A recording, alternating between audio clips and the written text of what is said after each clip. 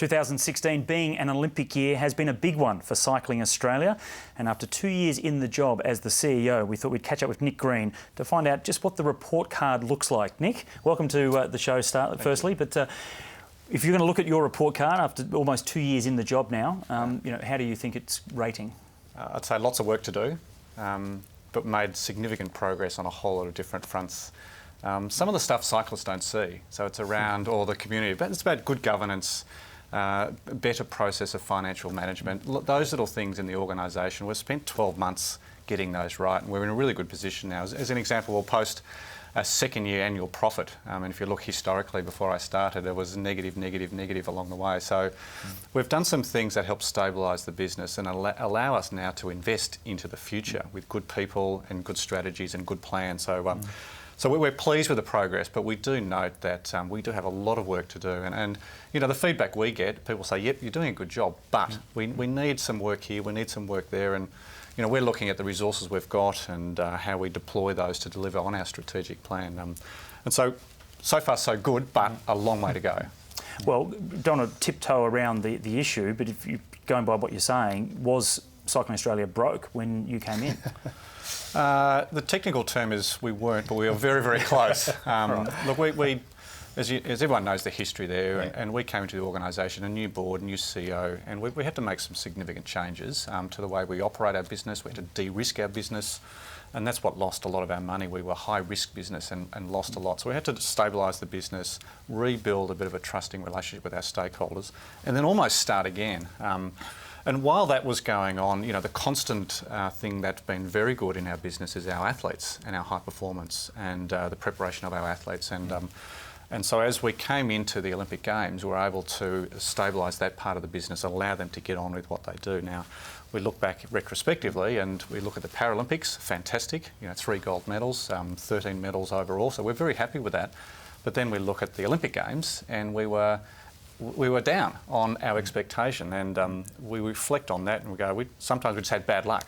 We had crashes, we had punches, we had mechanical, with Rowan Dennis, so there's some things like that just didn't go away. How did that roll out for you, Nick? You're obviously a former athlete of Olympic gold medalist stature, and in this new role, we could call it, identifying yourself admin. How were the emotions watching the Olympics in Rio? Well, I still feel the pain of the athletes. I share the pain and share the frustrations. I know the work that goes in. I've been there, I've done that.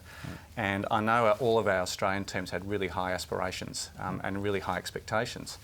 And we benchmark the reports. Over the last 4 years of our winning edge strategy, where the high performance or our elite athletes have won over 45 medals at podiums at World Championship level across all the disciplines with mountain bike and road and track, etc. And so we knew we had a very strong team, very strong system, but sometimes the Olympic Games, you need everything to go in your favour.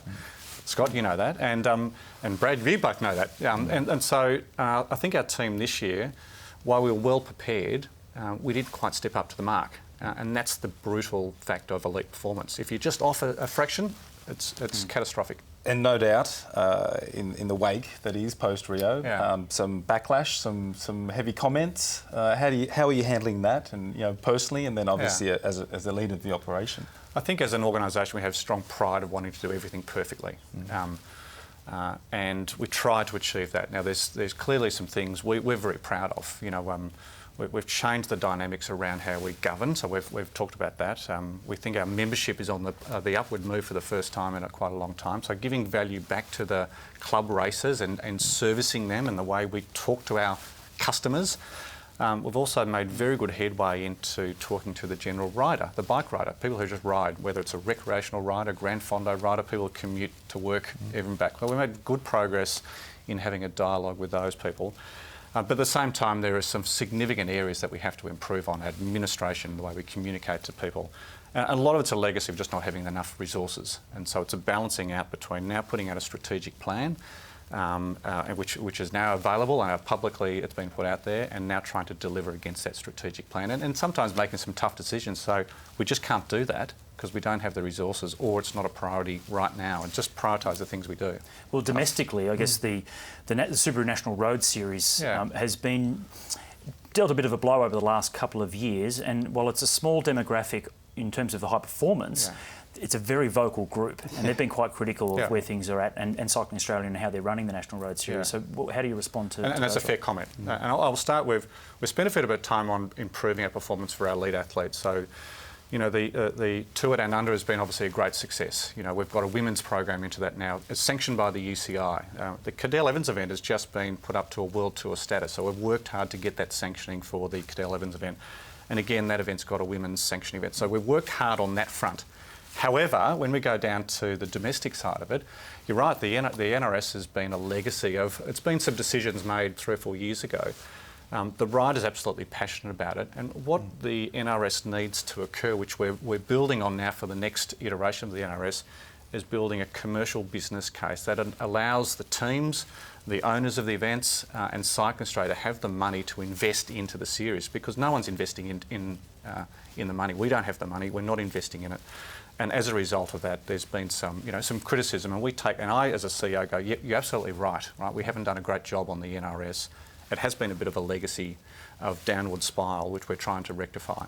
But we're about to put out a vision for the next iteration of the NRS, and some things around better business and commercial management, a better event structure around how we want the NRS to deliver, and buy-in from all the stakeholders.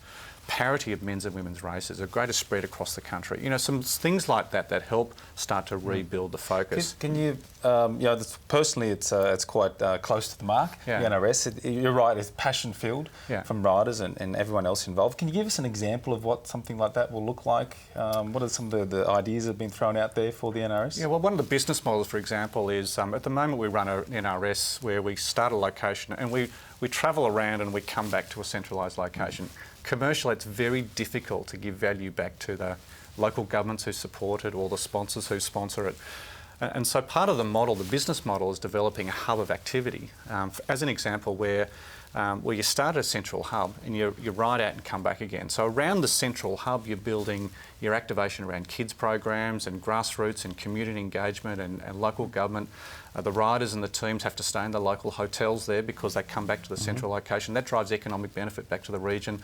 You go back to local government and say, we can give you a guaranteed economic impact to your region of X dollars, then they're more likely to throw an investment at you and want to be part of the series. So there's little things like that. And all the better if it's around a nice winery or something. Well, that's right. Well, the location needs to be important as well. And then, you know, as we're trying to improve the series, attracting some international teams, improve the standard of safety of the riders, therefore the way we govern and lead the sport from a commissarying, from regulations, and our job into better train and better support the commissaires to allow them to do that. So there's a whole series of things that need to occur. And I actually think that one of the things I'd like to see is that all of us, stakeholders, including us and the riders and the teams, actually all make a commitment to one another. So if an event is going to be held, Tour of Tasmania, for example, that the riders commit to it and come down and support it, so the event owner's not at risk. What about the overall sponsors and NRS partners? Yeah. You know, is there much interest in the ones that are on board, like Subaru, have been very faithful to it for the last few years? Yeah, are they willing to recommit? They've said to us that they want to recommit, but we need to show them the plan for 17 and beyond to say, well, this is where the events are going to be, this is the exposure we can give you, this is the broadcast coverage we're trying to secure for you. It gives them as a sponsor a greater reason to go, I like that strategy and I can see as a sponsor I'm going to get value back from it and I want to support it. They clearly said to us, we want to support the series, but we also need to, that's this business model, having that in play that allows the sponsors and the supporters to go, yep, this is a series that we want to back. So I think it's got a great future, but I think the general comment from me is we've got a lot of work to do. We've now finally put a full-time resource onto the NRS. We haven't had that in my 2 years of being here, so that's a start. And we've got a long way to go to bring everyone on board for that ride. Go back 2 years and you were walking into the job for the first time. What were your expectations back then and how has that played out? I thought I'd ride a bike all day and no problems, I'd just go riding with Brad and talk to all his mates. It hasn't happened once, actually. No, I haven't got there yet. Look, it's been a really challenge, to be honest. I love the industry. I'm a bike rider from years back, and in my rowing days, I spent more time on a bike than I did in a rowing boat. So I've grown up with it and watched it.